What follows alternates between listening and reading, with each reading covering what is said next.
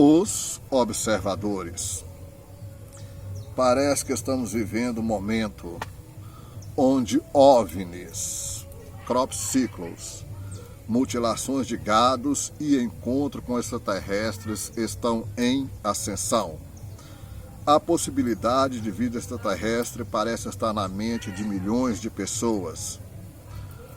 Mas existe civilização extraterrestre na Via Láctea ou há apenas um monte de especulações místicas?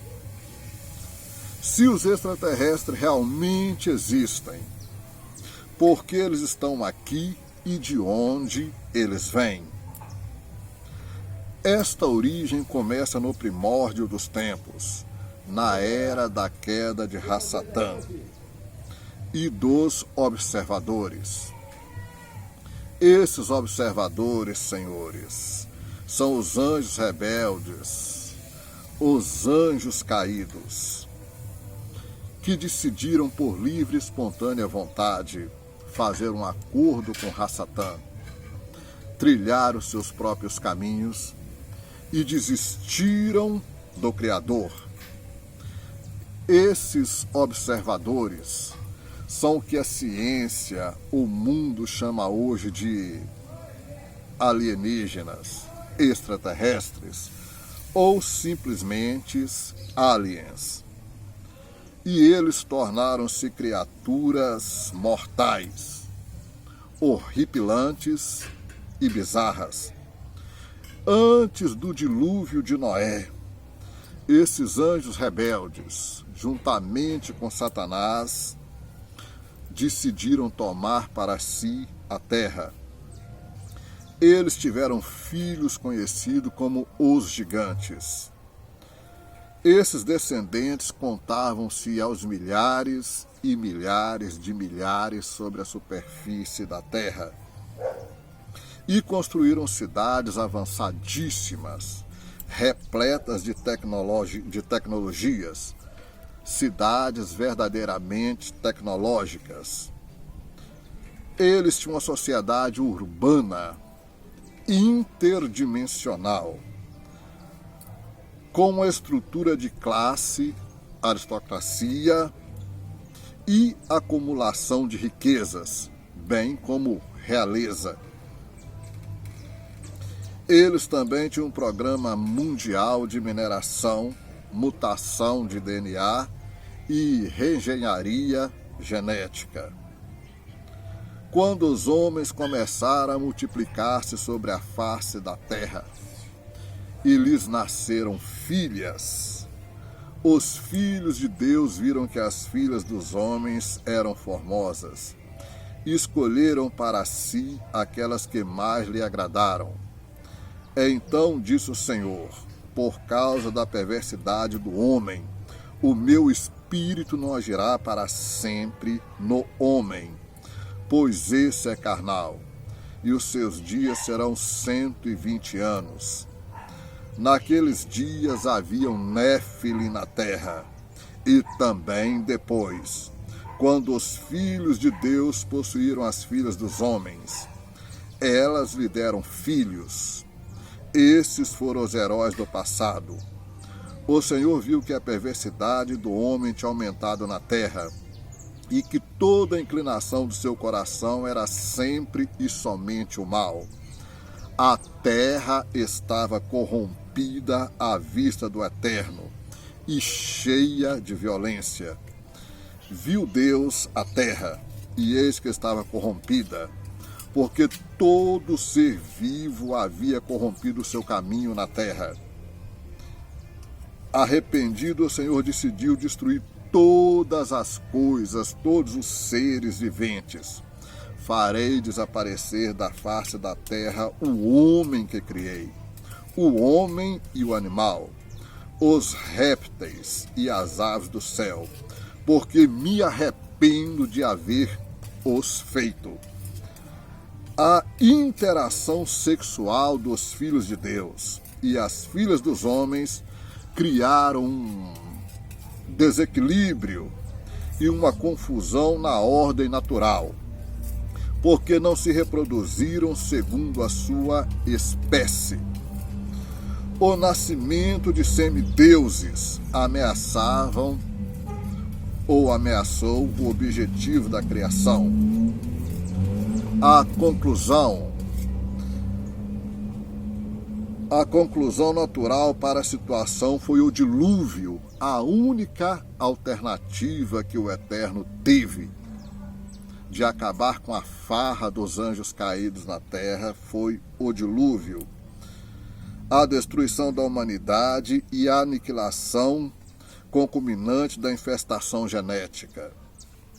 O desequilíbrio foi resolvido por uma grande destruição, da qual nasceu uma nova ordem. Naquele tempo havia gigantes na terra, quando os filhos de Deus possuíram as filhas dos homens, as quais lhe deram filhos. Estes foram heróis, homens de renome na antiguidade. Eles eram chamados de Néfilim. Viu o Senhor que a maldade do homem se havia multiplicado na terra, e que era continuamente mal todo o desígnio do seu coração. Os filhos de Deus casavam-se com quaisquer filhas dos homens que lhe agradassem. E em hebraico, filhos de Deus, ou filho dos deuses, é Binei Ha Elohim. Ben significa filhos. Então, Binei Ha Elohim. Porque Elohim significa Deus. Bineis Ha Elohim. Filhos de Deus. Esses filhos de Deus eram seres sobrenaturais, que conhecemos como anjos. Esses espíritos faziam parte da horda de anjos que se rebelaram contra o Eterno, tornando-se malignos. As Escrituras descrevem desta forma: eles tomaram para si mulheres, as quais lhe agradaram. Esses seres eram tão poderosos que as filhas dos homens não podiam resistir a eles. A Bíblia sugere que tomaram para si mais de uma esposa. Antes do dilúvio, Deus amaldiçoou a semente desses anjos caídos e removeu seus poderes ascendentes. Deus também trouxe a guerra, a discórdia entre os filhos e descendentes. Foi o dilúvio de Noé que destruiu e arruinou o legado primordial, o legado primeiro dos anjos caídos. Foi no dilúvio que o Eterno os castigou, arruinou o legado primeiro dos anjos, destruiu suas cidades e descendentes, bem como todos os seus monumentos, riquezas, culturas e memória. Nos dias de Noé, eles oprimiam, dominavam, escravizavam a raça humana. Toda a raça humana estavam por eles colocado em escravidão. Após o dilúvio, o legado dos anjos caídos foi arruinado, assim como eles e seus poderes de supremacia foram removidos por Deus. Isso significa que eles não podiam mais subir aos céus. Então eles inventaram as tecnologias gravitacionais para que pudessem viajar de uma dimensão para outra, desafiando assim as leis da física ou a gravidade terrestre. Nessa época, então, começaram as abduções alienígenas na Terra. Sua agenda maliciosa é contornar a maldição do Eterno sobre sua espécie, produzindo uma raça genética de híbridos para suplantar, substituir a raça humana e sobreviver à tribulação. Como se explica que seres sobrenaturais puderam ter tido relações sexuais com mulheres e gerar filhos? O Gênesis nos diz que Deus criou todo tipo de planta e árvores, animais e peixes, e que reproduziram-se segundo a sua espécie, e que, deixados intocados em seu estado natural, animais, plantas naturalmente produziriam descendentes segundo a sua espécie.